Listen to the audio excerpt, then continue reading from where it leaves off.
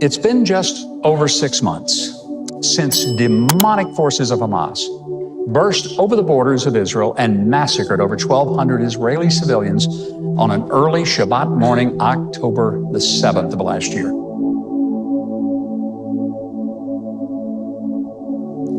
They didn't just systematically murder men, women, children, and infants. They butchered them. They violently raped women in front of their families, placed babies in ovens to torture them, set fire to elderly people in wheelchairs, and slaughtered teenagers and children in the most indescribable manner. They took over 250 hostages, 132 of them who still are being held by Hamas terrorists.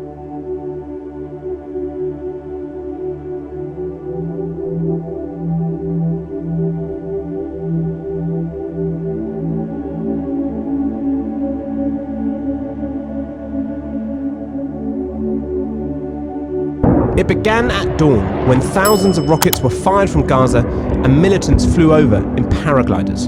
Around the same time, drones armed with small bombs targeted remote-controlled guns and attacked cell towers. With cellular signal knocked out, Israel was reportedly blind to the scale of the assault.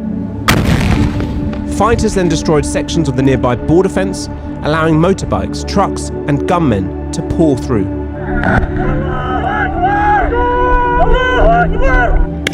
Snapshots of horror as Hamas terrorists gunned down civilians in Israel. They didn't stand a chance. The Israeli government released this short clip of a much longer collection of images it's made of the carnage that unfolded here on the 7th of October. It needs the world to remember what triggered Israel's war with Hamas. So I said to my friend, like, okay, safety, I can see a soldier. But it's when I say the soldier, take the gun, it started shooting to us. Hamas are now in the compound. An hour later, they return to their first victims. They drag one of the bodies out, ransack their belongings. 2 hours later, the other occupants are dragged out, and the car is driven away. Even half an hour after that, apparently still no Israeli presence, neither police nor soldiers. Instead, 2 Hamas individuals arrive and take one of the bodies. I've been there without the food, without the water. Laura was eventually saved by the army. For 260 other people who were gunned down at the festival, it was too late. The terror and cruelty suffered across southern Israel has been described as beyond compare. Every civilian death in Gaza, the ones among the Palestinians, it's tragic, but largely avoidable if Hamas would stop placing their own civilians next to rocket launchers and military installations. We don't parade bodies on TikTok and on our social medias like our adversaries, but we felt it was important to show the international press what happened here, to understand the tragedy. Foreign journalists were invited to watch a 43-minute compilation of the bloodshed.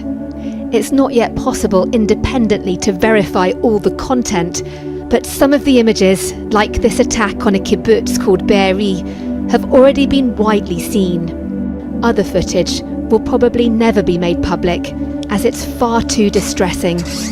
More than 1,400 people were killed and over 200 taken hostage in the attack. As militants were reaching Kibbutz Be'eri, thousands of people at the Supernova Music Festival near Kibbutz Rim started to notice something was wrong. As people dance, dots appear in the sky over the festival, thought to be Hamas militants paragliding in from Gaza or rocket fire. And then the music stops and explosions are heard. Festival goers head to their vehicles, ready to drive to safety. Some are still unaware of what's happening. But as people reach their vehicles, they come under heavy fire from the militants. Survivors spoke of cars with corpses on top of them, blocking the road. Unable to escape, many drive across this field, trying to hide in trees and bushes. Some play dead.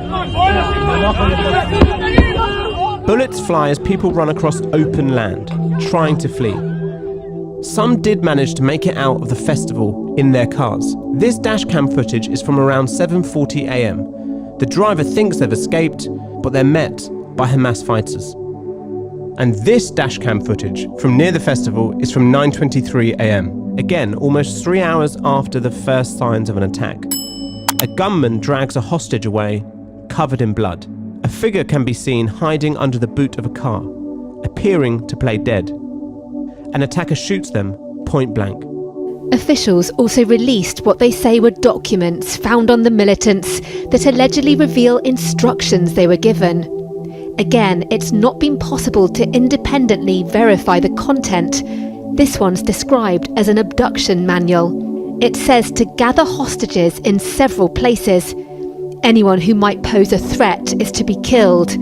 Militants are also instructed to create chaos, use violence and terrorism, and kill as a last resort. We're talking about a total of, I would say, about 280 bodies, 280 casualties. I would say 80% was torture. 80% of it was torture.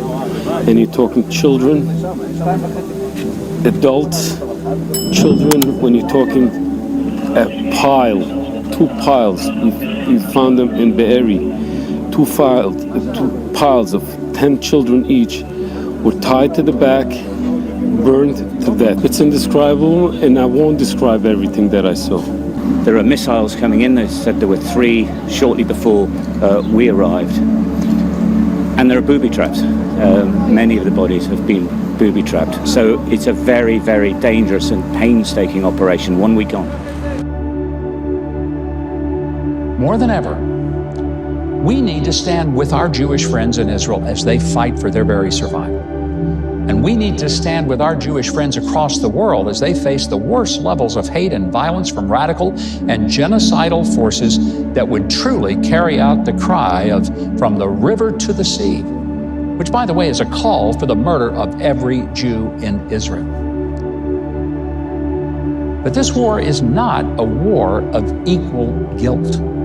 Israel was cowardly attacked, its people were savagely murdered, and those who did it were even gleeful in their brutal atrocities. Israel has no choice but to destroy every vestige of Hamas. Israel can't be partially successful by simply wounding the cancer of Hamas. They must destroy it, or Hamas will carry out what it has repeatedly promised, which is to stage more attacks like October 7th again and again. America cannot pretend to be pro-Israel while acting to assist the survival of Hamas. And we need to act like an ally. We need to act like a friend to Israel at a time when they have very few friends and many, many enemies. And just for the record, I want to be known as being a friend.